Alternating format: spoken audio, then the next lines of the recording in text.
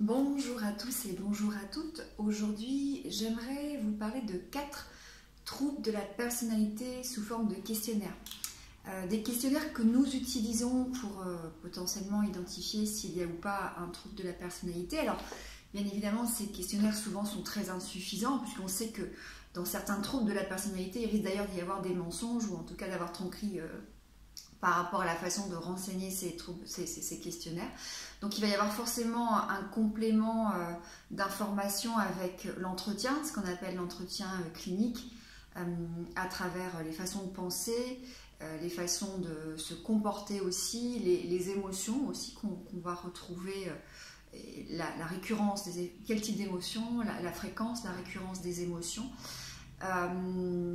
C'est important aussi de savoir que cet outil est un guide et donc il ne permet pas dans tous les cas de définir un vrai diagnostic.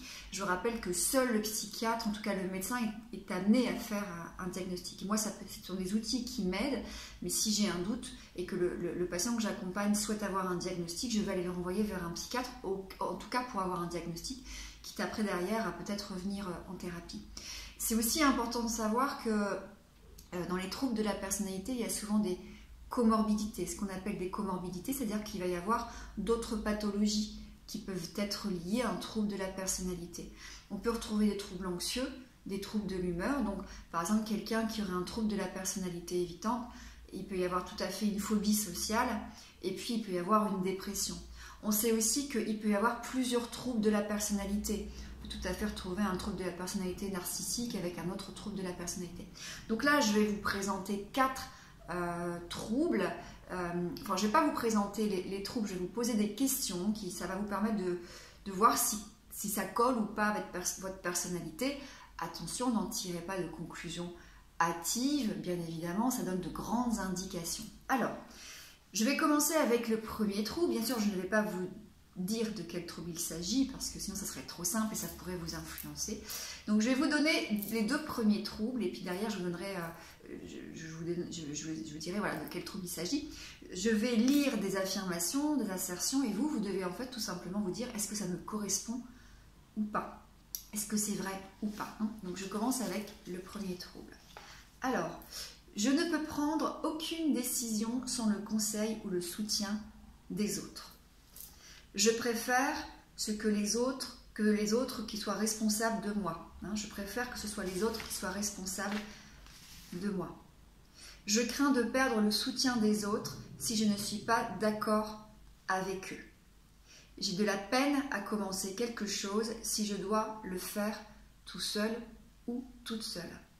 J'ai tellement envie que les gens m'aiment que j'en viens à me porter volontaire pour des choses qu'en fait je préférerais ne pas faire.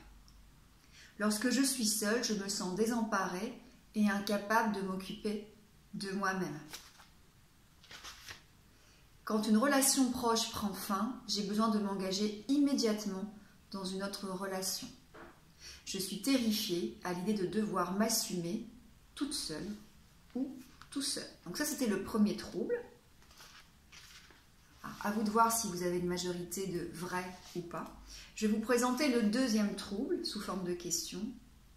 J'accomplis beaucoup plus de choses que ce que les autres me reconnaissent.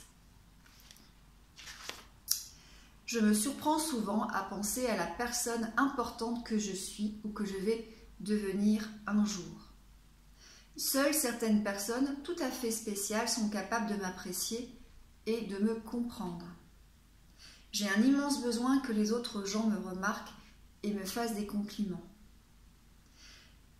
J'attends des autres qu'ils m'accordent des faveurs, quand bien même il n'est pas dans mes habitudes de leur en consentir.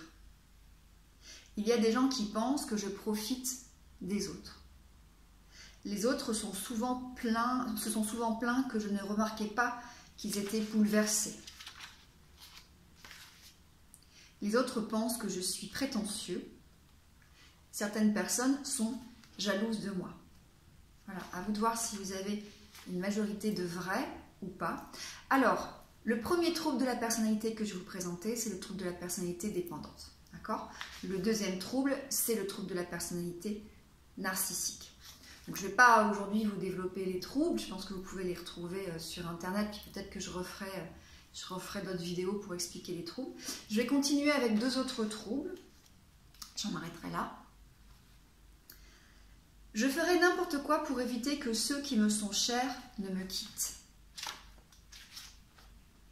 J'aime ou je déteste quelqu'un, il n'y a pas de milieu pour moi. Donc je suis tout blanc ou tout noir. Je me demande souvent qui je suis réellement. J'ai essayé de me blesser ou de me tuer. Je suis très soupolée, donc très susceptible. Il me semble que ma vie est sans intérêt et n'a aucun sens. J'ai de la peine à contrôler ma colère ou mes sautes d'humeur. Quand je suis stressée, il m'arrive de devenir parano ou même de perdre conscience. J'ai fait de manière impulsive des choses qui pourraient me créer des problèmes, comme par exemple dépenser plus d'argent que je n'en ai, avoir des rapports sexuels avec des gens que je ne connais à peine, boire trop, prendre des drogues, manger de façon boulimique, conduire imprudemment. Donc ça, c'est un nouveau trouble de la personnalité. Et je vais terminer avec le dernier trouble pour aujourd'hui. J'évite de travailler avec des gens qui pourraient me critiquer. Je me ne lie avec les gens que lorsque je suis certain ou certaine qu'ils m'aiment. Je suis inhibée dans mes relations intimes parce que j'ai peur d'être ridiculisée. Je suis plus sensible à la critique et au sujet que je suis plus sensible à la critique et au rejet que la plupart des gens.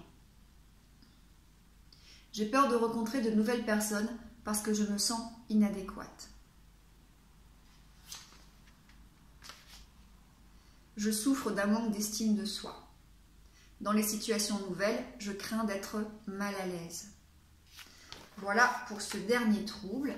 Alors, ce dernier trouble, c'est le trouble de la personnalité évitante et celui d'avant, c'était le trouble de la personnalité borderline. Alors, encore une fois, il ne s'agit que d'indications, c'est juste un guide de grande tendance. Tout ça a besoin, bien évidemment, d'être travaillé avec un professionnel qui sera le plus à même de faire un diagnostic avec vous, parce qu'effectivement, c'est bien l'étude de vos comportements, de vos façons de penser, voir en fait si tout ça, vous l'avez depuis l'âge de 18 ans ou si c'est arrivé après un trauma, après une situation. C'est tout à fait différent, puisque les troubles de la personnalité se construisent déjà dans la petite enfance. On sait qu'à l'âge de 18 ans, on peut déjà diagnostiquer un trouble de la personnalité. Alors que potentiellement, vous avez pu mettre en place des comportements évitants ou dépendants suite à des rencontres, dans des relations toxiques, et forcément, ce sera une façon là de vous protéger. C'est facilement plus corrigeable, on peut corriger tout ça plus facilement que si c'est un trouble de la personnalité qui a été développé depuis l'enfance et qui est lié forcément à peut-être des traumatismes, en tout cas à des besoins qui n'ont pas été nourris et comblés pendant votre enfance. Voilà, 8 minutes, je pense que c'est un bon timing. Sur ce, je vous souhaite une bonne journée et prenez soin de vous. Au revoir.